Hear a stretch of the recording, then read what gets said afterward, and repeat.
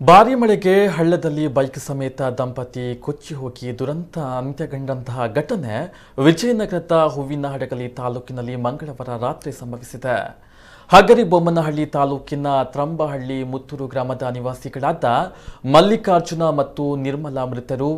ಇವರಿಬ್ಬರು ಬೈಕ್ನಲ್ಲಿ ಗದಗ ಜಿಲ್ಲೆಯ ಮುಂಡರಗಿ ತಾಲೂಕಿನ ತಲಕಲ್ಗೆ ಹೋಗಿ ಮಂಗಳವಾರ ಸಂಜೆ ವಾಪಸ್ ಬರ್ತಾ ಇದ್ರು.